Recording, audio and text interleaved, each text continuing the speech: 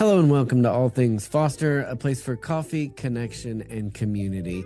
Today we are recording on Potapalooza, and so my episodes don't get to go as long and as deep as what we normally do, and so it's going to be a quick time. But Mo, thank you so much for coming on the podcast today and opening up and sharing your story. Thank you so much, Matt. It is an absolute pleasure to be here, as we were discussing before before Yeah, we hit record. yeah. So tell us a little bit about you. So I'm now a healthy lifestyle coach, which I help women over 40 Mm-hmm. um, learn how to tap into their rhythms again. Women get so disconnected from their bodies, men too, Yeah. but women, because we're trying to do all the things, all the male things in a feminine body, and so we lose touch with our bodies and ourselves, and become moms and spouses and corporate moguls or whatever. And we're meant to be rhythmic people, Yeah. women particularly. That's why we have more hormones. We Mhm. have it can be. I have a joke about that I won't share here, but there's so many. There's and we're trying to do it all. Yeah. And then we hit our 40s, Mm. and suddenly you feel like, who are you? Yeah. Why do you hate me so much? What's with the hot and the cold and the Oh acne? yeah. It's like acne or hot flashes, pick one. So, Oh so my I help gosh. women kind of tap back into that rhythm by repairing their nervous system, Mm. creating calm and peace in themselves Mhm. so they can think more clearly, respond better to their bodies, and just live a better life. And Yeah. so so going into the retirement ages, they're gonna feel amazing, and they're gonna be Yeah. on cruises and golfing and doing all the things and not Yeah. worrying about being in a senior's home. Yeah, no. Well, my wife might not want me to share this, but she's 50, and so she's going through the things and all the things, and so it was, she's gotten some things figured out and stuff like that. But it was a transition, I will say that. So It is. Well, it's like puberty, right? It hurts. yeah, It's exactly. like puberty was horrifying. Who would want to go back to puberty? Not me. Yeah. Thank you very much. Mm. So on the other side now at 55, and so it really does feel like freedom 55. And so understanding and then working with menopause coaches and working with hormone coaches Mhm. and really coming together to get a full picture of how women can have autonomy over their bodies again and Mhm. not take it out on their husbands. Poor lady. Yeah, right. That's like you're hired. Yeah, no kidding. But it's such a freedom for not just the woman, but everyone. Like I have a client right now, and we did this. She did not believe me. She said, she said, when we started, I thought you were crazy. She goes, but Mm. I'm gonna let you do your thing. And so she got all the way through Christmas. We've been working together for about a couple months. She dropped 19 pounds. We hadn't even started talking about nutrition and exercise yet. Wow. We had incorporated a little bit, Hmm. just kind of like shifting some things around her schedule, but really we focused on getting calm, how she responds to things, how she Mm. feels in her body and everything. 19 pounds. And her Wow. husband, this is the biggest win. It wasn't even the 19 pounds of the lower blood pressure, the lower blood sugar, any of that, which was amazing. Her husband came to her shortly after Christmas and said, honey, I love you, and I want you to know this was the best Christmas ever because Wow. you weren't freaking out. Yeah. You weren't like flying off the handle. You were calm. Her daughter actually asked her if she was on Valium. So Wow. I was like, oh my God, can I get that on video? Yeah, right. Because who doesn't want to feel calm? I mean, Mm. unless you're a drama mama, I, Mhm. and a lot of women are like, why is this happening? That, and so that's why I developed this program that starts with getting the central nervous system because it just impacts everything. It's got a Yeah. ripple effect for sure. So how did you get into this? Well, well, I was a single mom Right. and I didn't take care of myself then. I lived Mm. off of I never smoked around my baby, but I pretty much survived for the first part of my or the end of my teens, beginning of my 20s, coffee and cigarettes. Mm. And then I found myself in the family way. And I had my son, and I started to clean my act up a little bit, but not really anything profound. Then 1999, I was actually diagnosed with multiple Oh, sclerosis. gee. I was still a single mom, and you'd think that maybe that would give me, started on the right foot, but it didn't. I was Yeah. a single mom. I was working full time. I had to do all the things. And I got married. And so I had, and then after my last, or right before my last baby, I had a relapse. I ended up in Mm. the hospital for a week. Mm. And that was still not much of a wake up call, Mm. because you're just angry Yeah. and bitter and why me and Hmm. all the things. Yeah. And I didn't realize at the time that I was stressed out. I was so short-circuited, like short fuse. I snapped all the time. I mean, like when your kids are afraid of you, not in like a hostile way, but like, oh, I don't upset mom. Hmm.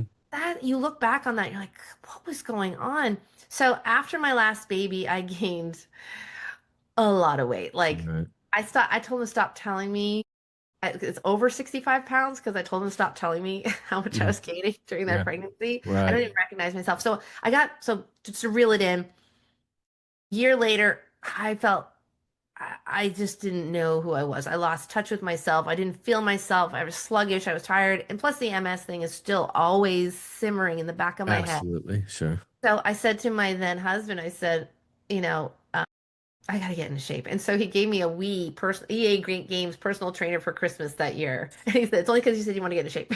Right. And then ran away. But and so I started exercising. And so the only time I could get, I had three kids and running in, 14 different directions. The only time no one wanted a piece of mommy was at 5 a.m. Yeah. So I created my own 5 a.m. club and I started getting up at 5 a.m. to exercise. But then I Yeah. realized, wait, this is time for me. Yeah. This is a quiet time. Yeah. And so I started to get up and I started journaling and reading and enjoying my coffee and breakfast in solitude. And it Hmm. became a thing. So really, and then it just went, I joined the gym and I became a personal trainer. I was a runner. I ran a New York Marathon in 2014. Oh, Like wow. if I was running before there was bear or police involved, I mean, that was my misguided youth. But it was in Canada, so you could have both at the same time. And so, but because it just comes on, right? It Yeah. just people have these epiphany moments, and what I realized when I started coaching and seeing how people were showing up Mm. for themselves, it really was more mirroring, like seeing other people living my life, that it became more evident, like, oh, yeah, this actually works. Mm. And them telling me how good they feel, them telling me how energized they were. I was feeling it too, but I wasn't paying attention yet. Yeah. And so then it kind of became a calling. And I got divorced in 2020, not because of the pandemic. I filed 2 months before, but, um, but, and then being on my own and having to do everything on my own, I realized I really need to batten things down Mm. because I haven't had relapse.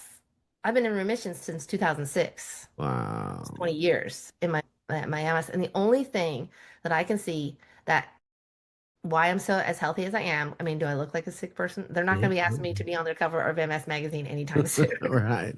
I won't make them any money. Right. Is my lifestyle. Yeah. And so long story longer, that mental clarity, like creating peace and calm in yourself, Mm. really getting in touch with your rhythms, really understanding why you get up in the morning, have an intention every day, keeping things real simple as you can, because Mm. life. Mm. Yeah. Um, and but just when you have those small things in place, it allows you to live your best life. I don't know. I could have a relapse tomorrow. I don't know. Mm. So it's not, but I know what peace creates in a person and how that has that ripple effect, not just in your own body, but with everyone around you as well. That was a Yeah. long way. That was a long way around. No, that's great. So where do they start? I mean, what do they where how do they get to where they're like, okay, I'm ready to change something? Yeah. Usually one of the indicators is your doctor tells you, Mm. fill in the blank. Your blood Mm. pressure is high. Your blood sugar is high. You're pre-diabetic. You're Yeah. diabetic, you know, and you have heart condition, something, it's a diagnosis. Mm. And I always say, don't wait to be sick to get healthy. Yeah. But it's hard to, because it's so abstract. Ugh, I'll be fine. I'll be fine. I can do that later. Hmm. Until it's suddenly it's later. Yeah. You're getting the diagnosis. So don't wait, but if you do, it's okay. It's Yeah. okay. I mean, I have a client who is full diabetic. She has been in remission for over 6 months now. God, even Yeah. longer than that, might be 9 months now. So she is officially no longer diabetic, Yeah. just through lifestyle. Yeah. She still wants to lose more weight. Hmm. But so where do you, so that's the first, usually the first, when they come to me Mm. is like, okay, I need to do something because I don't want to be this way. I don't want to be like my mom, my aunt, my grandmother, Mm. because when it runs in the family, what usually runs in the family is lifestyle, Yeah. and that leads to the Mm. disease. Yeah. And so, I mean, there's genetic markers, but that's another thing. Sure. So where you start is finding 5 minutes a day to calm yourself, Mm. to breathe, to take a moment. The best 5 minutes is first thing in the morning, as Sure. soon as you wake up. As soon as you wake up. And it's hard because motivation and getting that first step is the hardest step. It's Yeah. like a rocket leaving Earth, right? You're using so much energy to get out of the gravitational pull of the Hmm. Earth. But once you get past that, then you're feeling like, oh, okay, I can do this. Mm. But it's that first step, like that was they were talking about earlier. Braden is like, it's the start that stops most people. I Mm. can't Yeah. remember who said that, but it is. And so small, small, small, small. Start with 5 minutes. Yeah. Start with 5 minutes when you wake up in the morning. Find something to be grateful for. Hmm. Drink 8 ounces of water. Yep.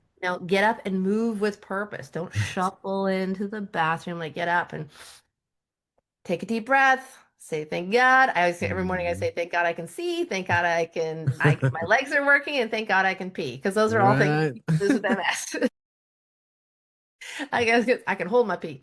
And so, I mean, so just finding those small things, gratitude is such a great place to start. It starts Mhm. shifting how you see things. Yeah. And that's really, it's the foundation of everything, Matt. I mean, it's like how we perceive the world. Are Hmm. you a victim or a victor? Yeah. You know, so starting in those 5 minute actions. I'm a Hmm. certified nutrition coach with Precision Nutrition, and that's 5 minute actions is a huge thing. It's Yeah. amazing what you can get done in 5 minutes. Right. And 5 minutes of being still and breathing and calming your nervous system before you go on to the next thing. Dude, I like had days where I'm like, it's like 107 times I've stopped to breathe. You know what? You do what you got All to right. do. Do what you gotta do. That's right. But creating that peace inside Yeah. and taking those 5 minutes. And because when women try to lose weight and they're not and their nervous system's a mess, you're Mhm. building on sand. Yeah. Like it's not gonna last. Of course, I don't come at people and say, we're gonna do your mindset first. And they're like, yeah, moving on. So you gotta ease them into Right. it. So two things. So one of the things I started doing, I work with a business coach, and one of the things that I'd start with every morning is there's two parts. One is gratitude statements. That's the first thing. Yeah. And then the second is I am statements, right? So I am valuable, I am loved, I am this or I am that or whatever. And so starting the day with those two things kind of sets the tone for the Yes. rest of the day. Yes. As a matter of Yes. fact, I this love morning it. when I wrote, I was like, I'm excited to get on Potapalooza, right? I mean, just have it just saying like, okay, this is where I'm at. This is what I'm doing. It's Yeah. that's the first part. And then I don't know if you've read Mel Robbins' book, the Let Them Theory, right? She talks Yeah. about how difficult that first step is to change, right? And Yeah. so she's kind of coming from the other aspect where, it's the spouse saying you need to do this, you need to do that, and she's saying, hey, you need to take a second to realize that it's very difficult to start, Yeah. right? And so, be mindful of the fact that yes, you want your spouse to be healthy or you want them to be this or that or whatever, but the change that is the hardest part. And so I just think that that's just so valuable to be aware of, right? And yes, and yes, and Mel Robbins is so into that because the 5 second rule. Mm-hmm. Like when she Yeah. said the first time she did it, she was actually watching it. Speaking of rockets, it's the Yeah. rocket episode. She was watching a rocket, five, four, three, Hmm. two, one, blast off, right? And Yeah. she said, maybe that's how I can get out of bed in the morning. Right. and she had had like one or two martinis at this point. And so she Mhm. goes to bed and she said it was the hardest thing was getting up in the morning. So Yeah. that next morning, she's five, Yep. four, three, two, one, and she Get out got of out of bed. bed. She goes, she's standing in the middle of her bedroom. She's like, okay, what do I do now? Yeah. Because change is scary. It's like, okay, like this is weird and it's uncomfortable. And so Mhm. that's why having like making those really simple steps, just like the two things you do in the morning. And Mhm. how does it impact your life? How does it change how you approach your day? Absolutely. Yeah, it's a mental shift, right? We've served foster and adoptive families, and I was in the foster care system and I was adopted. And it was not a great home environment that I was Mm. adopted into. And so you come at life with these negative Yeah. beliefs, Yeah. right? And so, one of the things my coach was saying, like, okay, even if you don't believe it Mm-hmm. fully, when you write it day after day after day, you begin to internalize it and see it, right? Yes. And Yes. so, yeah, it makes a huge difference. It's amazing. We talked about it a little bit before. Like I'm a birth mom, and I it wasn't a what it was not usual for I came, I'm the youngest of six kids in a Catholic family. And even though I was raised in a loving family, Mm, I was also told at the same time, like, I can't, you just need someone to come and take care of you. And it's like, wait, are you telling me that you were so loved and that's your travesty? Yes, that is my travesty. Poor me. Oh my God, I was so loved and adored. It was horrible. But what it comes down to is how do you see yourself? And so, because for me, on the flip side, it didn't matter how much others saw me in a certain way. yeah, It all came down to how I saw myself. And yeah, when we're so disconnected with ourselves, so what you're just describing is a way to reconnect with yourself, yeah. making these arbitrary, like these random thoughts into something Mm, tangible. And you start it with small steps. The biggest failures, there's no failure, it's only feedback. So it shows you what works and what doesn't work. mm, But the biggest thing that people do is they try to do everything at once. I'm going to right. get up at 5 a.m. I'm going to go work out. I'm going to have amazing breakfast, blah, blah, blah, and everything. And then 2 weeks later, you find them in a crumpled heap face down in a bucket of Haagen-Dazs, Right. you know? And they're like, I couldn't do it. I was like, okay, Yeah. we're going to start with waking up Yep. and one gratitude, and All that's right. it. Yeah. And it's amazing because it's a staircase, Hmm. you're building. And so no matter where you are in your life, because I have been in the valley, Mm, I have been in the dark because we affectionately refer to them as boo boo number one and boo boo number two because I got for birth out pregnant out of wedlock a second time and that little sweet baby boy who's now 28 and in finance, I don't know where he got that. mm, He that was and then I lost my train of thought. But that was a trial. But I always coming back to those small things. hmm. Like, and for me, it's faith. I don't Mm. know if you're a faith-based I am. person. Yeah. So when I was walking in the shadows, when I was walking in the darkness, and those hard times in my life, having that faith and understanding that you're never really alone, Hmm. that has saved me on so many occasions I can't even Yeah. speak. And Exactly. because when you feel so alone and to pick up a Bible or Jesus calling or something or seeing something on Instagram that tells you, no, you're not alone. Yeah. You're exactly where you're meant to be. You're Yeah. perfectly, wonderfully made. We just need to Love it. quiet ourselves, Yeah. create some peace, and be open to receiving. And you will see so much beauty in the world and be able to be part of that. Hmm. I know, Yeah. but it's not always easy, especially No. when you hear, someone about like yourself growing up in a system. But look at you now. You're Yeah. doing such great things. God is good. I mean, he gets the credit because I mean, it's been a road, Yeah, I can't Um, even imagine. But but but so many people like you. One time, not to go on, but my son, we went to a soup kitchen one mm, time yeah. through our church, Hmm. and and I'm out right on the floor with these guys. A lot of them are around his age, not much older. Hmm. Teens, young men. And we're driving home, and I said, "Where do you think those guys come from?" It was like the hood, whatever. I was like, "I bet a lot of those kids came from homes just like yours, Yeah. and they made a bad choice, Yep. and now they're, I swear to God, I scared him straight. He went into the Marine Corps." But I mean, it's we have a choice, Yeah. and you're choosing, and that's what's so liberating. So that's what I try to share with people. You have a choice. Yeah. And Yeah. we all have choice. I mean, there's no one with a gun in their head, and God forbid, you know, we have to make a choice, and Yeah. they're difficult choices, but you're Hmm. choosing to do something. I chose to do something with life.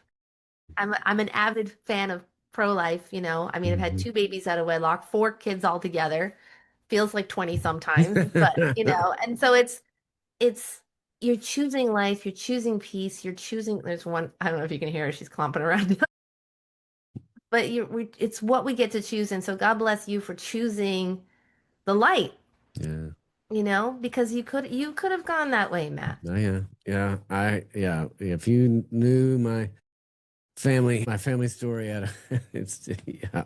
I mean, it has definitely been God moving through and working, because I'm telling you, it's tough. I mean, in Texas, the statistic that I've heard is that 95% of inmates on death row were in foster care. Ugh, Yeah. God. Yeah, It's just that is nation. heartbreaking. Yeah. Like, Nationwide, there's over 400,000 kids in foster care. I know, no, it's hard in the stories, like you said, behind the birth moms, Hmm. where they came from, how far Hmm. back it goes. Yeah. I was 27 when I placed my baby for adoption. Hmm. Because and I didn't know what to do. I Yeah. was being pushed to alternate measures, Hmm. and I had my sister just said, "What about open adoption?" And so and in Canada, it's you're not exchanging, you're placing a Yeah. child. Right. But I didn't want to be a single mom with two Right. kids. Like I didn't think I could give to them. I Yeah. just wasn't set up for it. And Yeah. and they're a wonderful family, and so I'd love to talk to adopting parents and birth moms, and so it's so important to get that message out on both sides of the Yep. aisle, what it Yeah. means to be the giver and the receiver, Yeah. for sure. Yeah. Like I said before we hit record, I want to have you on in a longer format conversation. But for now, Yeah. where do people find you? My my website is up, and it's 5 minutes from up and running. So it's momindbodysoul.com, Mhm. and so that should be up by the end of this week. And you can find me, but right now I have it rerouted to my 5 minute morning reset. So Right. so if you go to that website, it will get you in contact with me. So hopefully, fingers crossed, my website will be up and running this week. Right. No, I get that. Well, we'll put links down in the show notes below. Thank you, Mo, for coming on and sharing your experience. Thanks so much for having me, Matt. This has just been a Absolutely. delight to meet you, and God bless you, and God bless you and your work. It's Thank you. Thank wonderful. you. Thank I you. appreciate that. Well, guys, make sure to like, share, subscribe, all the things. We got a lot of good information on here, and we want to share it with the world. So thanks, and have a good day. Thanks. God bless. Thank you. Mhm.